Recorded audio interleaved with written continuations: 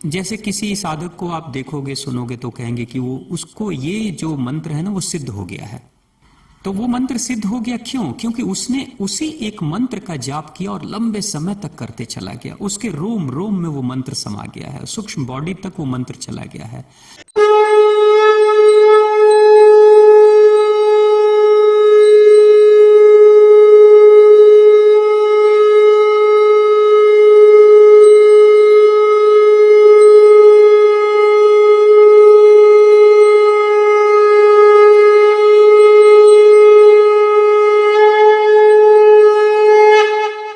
ओम श्री कालिकै शुभदेवी सूर्यकूट निवासने रक्षमार्तमहमाय विश्वरूपे नमस्तुते।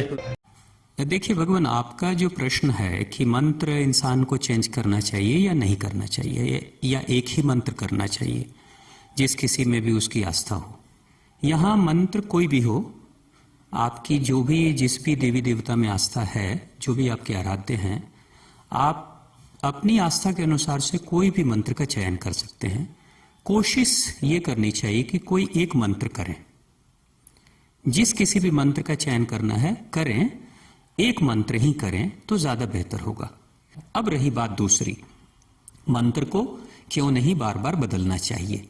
जो आपका प्रश्न है कि मंत्र को बार बार क्यों नहीं बदल सकते। जैसे अभी हमने हनुमान जी का कोई मंत्र जाप कर लिया, फिर हमने राम जी का कर लिया, फिर हमने माँ भगवती का भी कर लिया, फिर हमने गायत्री मंत्र का भी जाप कर लिया। भगवान एक ही हैं, सबके अंदर एक ही तत्व है ना, एक ही ऊर्जा, ब्रह्मांड की ऊर्जा चल रही है। जैसे भगवान विष्णु को कहते हैं, भगवान विष्णु यानी जो विश्व के अणु अणु में समाहित है वही भगवान विष्णु है।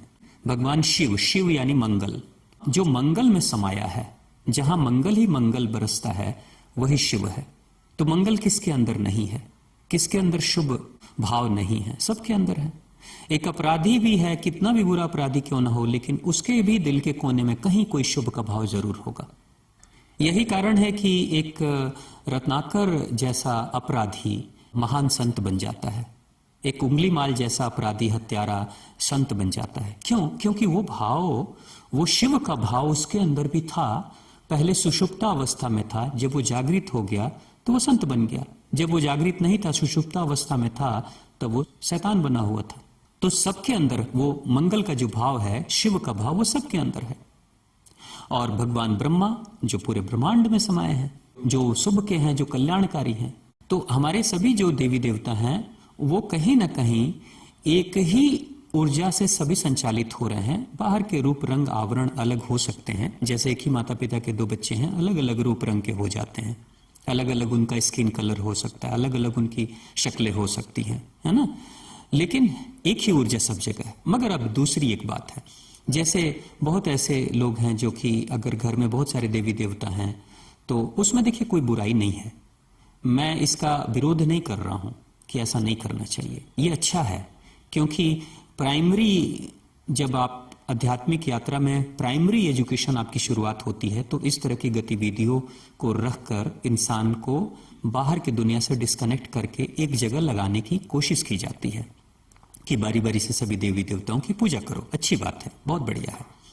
लेकिन आगे के लिए जब आपकी उन्नति आगे बढ़ने लगती है, जब धीरे धीरे अंतर्मुखी आप होने लगते हो, तो उन दिनों के लिए कोशिश ये करना चाहिए कि एक ही मंत्र का जाप करो। अगर आप 4 मंत्र कर रहे हो तो फिर धीरे धीरे शिफ्ट करके एक पे चले आओ। क्यों चले आओ? क्योंकि जैसे मैंने आपको बताया ना कि मान लो कोई एक मंत्र आप कर रहे हो और आपको पता है ना कि भाई 4 मंत्र करने में मुझे 1 घंटे का समय लग जाता है या 1.5 घंटे का समय लग जाता है, लेकिन जब मैं एक करूंगा तो मेरे पास सफिशिएंट समय होगा 1 घंटे का। तो जब 1 घंटे का समय है, चाहे आधे घंटे का इस समय है कि मुझे एक ही मंत्र करना है, आधे घंटे का समय है, तो जो अफरा तफरी मचती है 1-1.5 घंटे में, वो अफरा तफरी तो नहीं मचेगी। वो जल्दबाजी, जल्दी जल्दी पूरा कोरम करना है, 4 मंत्र करना है, सभी देवी देवताओं को खुश कर देना है, सबकी पूजा कर लेनी है, वो अफरा तफरी नहीं मचेगी। और जितनी जल्दबाजी आप करोगे उतना ही ज्यादा आप कहाँ अंतर्मुखी हो पा रहे हो, आप तो बाहर से डिस्कनेक्ट नहीं हो पा रहे हो। क्योंकि हमेशा ध्यान तो आपका वही है कि चलो जल्दी करो, ये भी कर लिया, वो भी कर लो, अब ये भी कर लो, इनको भोग लगा दो, यहाँ पूजा कर लो, ये जाप कर लो, सब कर लो। तो आपका सारा का सारा ध्यान किस पे है? समय पे है। और जल्दी जल्दी कोरम पूरा करना है, कोटा पूरा कर देना है, फॉर्मेलिटी पूरी कर देनी है, इस पे ध्यान रहेगा। लेकिन जब आप धीरे धीरे आप शिफ्ट करोगे किसी एक पर, तब क्या होगा कि आप शांत हो जाओगे, कोई जल्दबाजी नहीं रहेगी। और जब आप एक मंत्र का जाप करोगे तो फिर क्या होगा, फिर से वही सेम एक ही चीज, एक ही जाप लंबे समय तक बार बार करोगे तो प्राणायाम का लय अलग नहीं होगा, एक ही रहेगा। जैसे आर्मी वाले के कदम एक साथ गिरते हैं तो ज्यादा शक्तिशाली हो जाते हैं, सूरज की किरणें जब एक पे फोकस करती हैं तो ज्यादा शक्तिशाली हो जाती हैं। ठीक उसी तरीके से एक मंत्र का जाप जब आप करोगे लंबे समय तक तो आपकी बॉडी अच्छी होने लगेगी, स्वस्थ, मन की शक्ति बढ़ेगी, आत्मविश्वास बढ़ेगा, और साथ में मस्तिष्क में उठने वाले बहुत सारे जो विचार हैं कि मुझे इसकी भी कर लेनी पूजा, उसकी भी कर लेनी, ये भी मंत्र जाप करना, वो भी जाप करना, यानी कि आपके मन के जो विचार हैं वो धीरे धीरे कम होने लगेंगे, क्योंकि आपके पास एक ही टास्क है, आपके पास एक ही काम है। फिर बार बार आपके दिमाग को शिफ्ट नहीं करना पड़ेगा ना, आपके दिमाग को एक के बाद दूसरे पे स्विच ओवर नहीं करना पड़ेगा, इधर से शिफ्टिंग करो उधर भेज दो, ऐसा नहीं करना पड़ेगा, बस एक करो। और धीरे धीरे वैसे करते करते आप एक पे ही फोकस करोगे। तो एक मंत्र जाप करने से क्या होता है कि लगातार लंबे समय तक अगर कोई चीज आप करते हो तो बहुत गहराई तक, शुरुआत में तो वो मंत्र सिर्फ आपकी जुबान पे चलता है, कुछ दिनों के बाद वो मंत्र आपकी सांसों में चलने लगता है, कुछ दिनों के बाद वो मंत्र आपके वाइब्रेशन में आ जाता है, कुछ दिनों के बाद उस मंत्र को सिर्फ सोच भी लोगे तो आपके शरीर में कंपन दौड़ जाएगा, वाइब्रेशन। तो इसमें क्या है कि अगर आप मंत्र को चेंज कर रहे हो, बदल रहे हो, तो हालत बिल्कुल वही हो जाती है जैसे कि कोई गाड़ी ड्राइव कर रहे हो और बार बार उसके गियर चेंज कर रहे हो। आप जब आप गाड़ी ड्राइव कर रहे हो और बार बार गियर चेंज कर रहे हो तो आप स्मूथ ड्राइविंग नहीं कर सकते फिर। यानी जैसे एक हाईवे पे आप चल रहे हो लेकिन हर बार गियर चेंज कर रहे हो तो आपकी स्मूथ ड्राइविंग नहीं हो सकती है। अगर ड्राइवर ये काम कर रहा है बार बार तो पीछे जो पैसेंजर बैठा है वो बहुत कंफर्टेबल नहीं रह पाएगा। नहीं तो आप देखते हो कि लॉन्ग ड्राइव में कई बार जब बहुत स्मूथ ड्राइविंग चलती है, जब सड़कें बड़ी अच्छी रहती हैं और एकदम आराम से एक लय में गाड़ी चल रही है, तो कई बार पैसेंजर जो बैठे हुए हैं वो सोने भी लगते हैं, नींद आ जाती है और रिलैक्स हो जाते हैं। लेकिन अगर सड़कें खराब हैं, बार बार गियर चेंज हो रहा है, कभी स्पीड ज्यादा कभी कम हो रही है, तो इंसान सो नहीं पाता है। तो ठीक वैसे ही है, अगर हम एक ही दिन में अनेक मंत्र का जाप कर रहे हैं तो हर बार हम अपने मूड का गियर चेंज कर रहे हैं, हम अपने सांसों के लय को बार बार बदल रहे हैं, हम अपने भाव को बार बार एक जगह से दूसरे जगह शिफ्ट कर रहे हैं। उससे क्या होगा, जो हम हैं पैसेंजर की तरह वो हम रिलैक्स नहीं हो पाएंगे, और जब हम रिलैक्स नहीं हो पाएंगे तो फिर हम बाहर से इस दुनिया से अपने आप को अलग नहीं कर पाएंगे, तोड़ नहीं पाएंगे, और फिर हम अंतर्मुखी नहीं हो सकते। फिर हमारी जो आंतरिक यात्रा है, आध्यात्मिक यात्रा है आत्मा की दिशा में, वो नहीं बढ़ पाएगी। धीरे धीरे हम स्थूल शरीर से, अपनी फिजिकल बॉडी से हम आहिस्ते आहिस्ते हम अपने सूक्ष्म शरीर की तरफ बढ़ने लगते हैं, मंत्र जाप के माध्यम से, ध्यान के माध्यम से। तो सूक्ष्म शरीर में बढ़ना, प्राण शरीर में जाना, यही हमारा लक्ष्य है। लेकिन ये तभी होगा जब हम बाहर के शरीर को या बाहर के फिजिकल माइंड को छोड़ते हुए अंतर्मुखी होने लगेंगे, शांत होने लगेंगे, तब हम अपने अवचेतन मन यानी सबकॉन्शियस माइंड में जाने लगेंगे। तो इसलिए कहा जाता है कि एक ही को सेलेक्ट कर लो, जो आपको ठीक लगे उसी को सेलेक्ट करो और उसी पे लंबे समय तक करते चले जाओ। तो जो कहते हैं ना कि जो सिद्धियां प्राप्त होती हैं, सिद्धियां प्राप्त कभी भी होती हैं, जैसे किसी साधक को आप देखोगे, सुनोगे तो कहेंगे कि वो, उसको ये जो मंत्र है ना वो सिद्ध हो गया है। तो वो मंत्र सिद्ध हो गया क्यों? क्योंकि उसने उसी एक मंत्र का जाप किया और लंबे समय तक करते चला गया, उसके रोम रोम में वो मंत्र समा गया है, सूक्ष्म बॉडी तक वो मंत्र चला गया है। अब उसके मंत्र के चिंतन मात्र से, सोचने मात्र से भी उसकी बॉडी में खास तरह की तरंगे उत्पन्न होनी शुरू हो जाती है। और ये जो खास तरह की जो तरंगे उत्पन्न होती हैं, खास तरह की ऊर्जा एक मैग्नेटिक फील्ड उत्पन्न हो जाता है जो ऑरा है।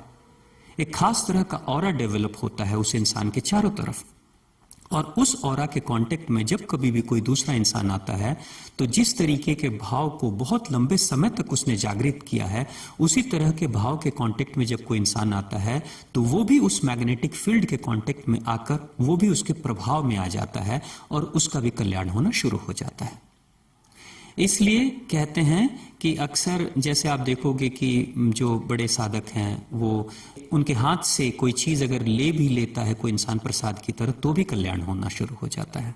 वो किसी चीज को छू देता है तो भी कल्याण होने लगता है। क्यों? क्योंकि उसके शरीर के रोम रोम से ऊर्जा निकल रही है। वो अदृश्य ऊर्जा हमेशा निकलते रहती है, उसके अणु और परमाणु हमेशा निकलते हैं, लेकिन ये तब जब बहुत लंबे समय तक कोई गूंज, मंत्र की गूंज अंदर चल रही हो तो धीरे धीरे वो अंदरूनी जो शक्तियां हैं वो जागृत होने लगती हैं। अंदरूनी शक्तियां जब जागृत होने लगती है तो बाद में वो शक्तियां बाहर की तरफ छिटकने लगती है, जिसको चिति शक्ति भी कहते हैं कि वो बाहर की तरफ वो शक्तियां छिटकती हैं, उसके अणु परमाणु बाहर की तरफ बिखरते हैं। तो यही कारण है कि कुछ खास तरह के साधक अगर किसी जगह पर चले जाते हैं तो खास तरह का ऑरा मंडल बन जाता है। वहां के लोगों का विचार बदलने लगता है, वहां का माहौल बदलने लगता है, वहां की चीजें दुरुस्त होनी शुरू हो जाती हैं, पौधों पे भी पेड़ों पे भी उसका असर होना शुरू हो जाता है। तो मंत्रों के बहाने, मंत्रों के माध्यम से हम क्या करते हैं, हालत बिल्कुल वैसे ही है जैसे एक सोए हुए बच्चे को आप आवाज लगाकर जगाते हो।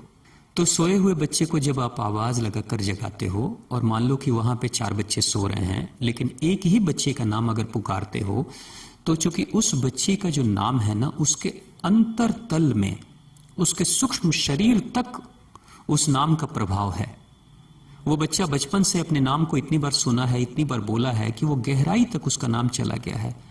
तो 4 बच्चों के बीच में अगर उस बच्चे का नाम लोगे ना तो दूसरे 3 जो बच्चे हैं वो नहीं जगेंगे, लेकिन वो जिसका नाम है वो जरूर जग जाएगा, क्योंकि आपने उसके नाम को लेकर और बार बार बोल करके आपने उसके अंतरतल में, उसके अवचेतन मन तक वो आवाज पहुंचा दी है।